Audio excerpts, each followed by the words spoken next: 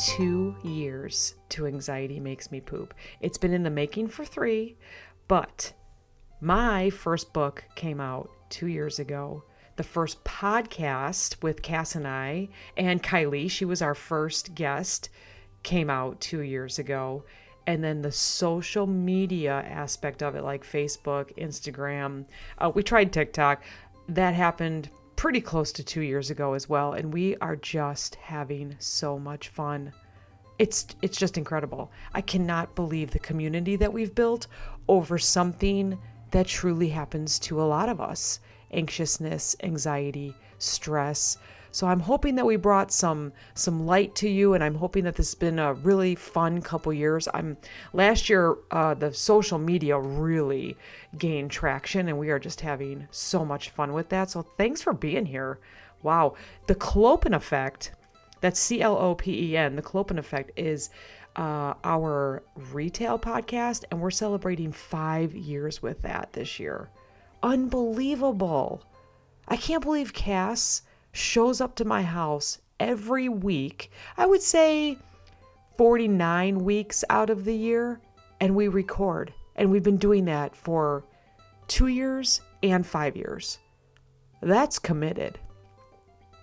But anyways, back to Anxiety Makes Me Poop. Thanks for being here. Hope we were able to just lighten your day a little bit as much as possible, on socials or on this podcast or maybe even with my books. So yeah, thanks so much for being here. So speaking of having an amazing day and celebrating, maybe you watched some football last night, or maybe you just got back from vacation and you kind of woke up feeling just meh, like sad, or, oh man, it's over, or why does my brain do this? Like, oh, I'm just kind of like down today. So here's the thing, when we're having fun or when we're on vacation, our brains will keep it simple. They're kind of throwing like a chemical party, like dopamine, right? It's like, this is awesome. It floods your system. You're happy. Your adrenaline spikes. Oh, I don't know if you can hear that, but my stomach is growling so loud right now. I wonder if you got that on the microphone. I've only had coffee this morning. Anyways, your heart is racing. Your brain's on fire. You're just like, this is amazing. And then all of a sudden it's like, you're done.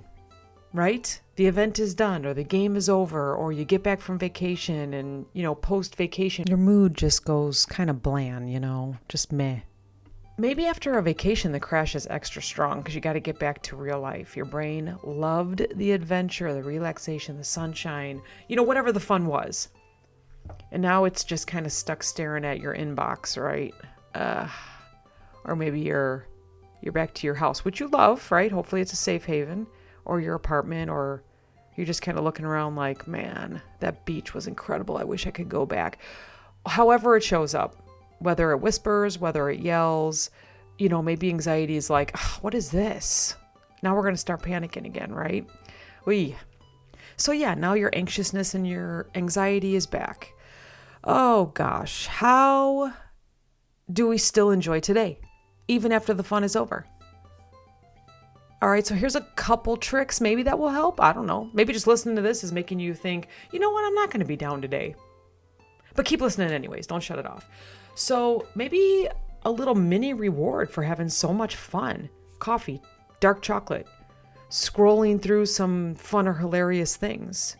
Like kind of bribe your brain to get a little bit of a tiny, tiny, tiny dopamine hit.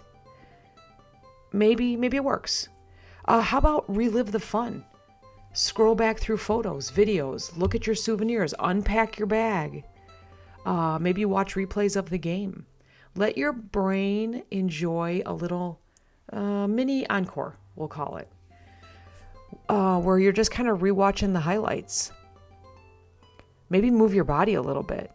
Maybe you've been resting on the beach for a week because you needed the rest. Maybe it's time to start walking, stretching, a tiny workout. Just kind of shake off your tension a little bit for the day. Even if I'm just shaking my hands. I'm also standing at my standing desk because I didn't want to sit and do this, which is enough for me today because it's Sunday. Even just a 5-minute little dance party. Sometimes we dance in the kitchen. Just do it. How about plan a micro adventure? Maybe try and find a cool new coffee shop or a new restaurant, or maybe go to the grocery store if you can afford it and find a small fun snack that you've never tried before. It just kind of keeps anticipation alive. You know, like grocery roulette, coffee shop roulette. Maybe you trick your brain into thinking a little more fun is coming. And of course, it doesn't have to be huge. It's almost like you need a vacation after the vacation. So I take a walk, or maybe do a little bit of grocery shopping, or look back through photos, or look back through videos, or as long as it doesn't make you feel sad, as long as it's bringing up the adventure again, and it's allowing your brain to be happy again, get that dopamine going again. Maybe you could journal a little bit. I am not a journaler. I can't do it. But maybe you could do a little bit of like a tiny gratitude journal, like my vacation highlights, or maybe you could do a vision board. I know that sounds silly, but actually that's really cool. Like open up Canva or open up Word and just type words that bring that dopamine back a little bit, reminding yourself about your vacation. You can just write one good thing, just one good thing. And that could be like something that happened from your vacation, or from the game that you watched last night, or from the fun small little road trip you just had, whatever it is. How about laugh at yourself a little bit? How about watch a comedy, watch a stand-up? Something that's going to bring humor into your life for the day. It really helps your anxiety bounce back a little bit, most days. You know, even if you're just thinking to yourself, gosh, I really miss the beach, and my anxiety already has me mad for being back in 28-degree weather. Maybe you could put on, do you have a fireplace? Maybe you could warm your body up. Do you have YouTube where you can put on a picture of a beach with some music, light music? Maybe you could warm up your house by baking something.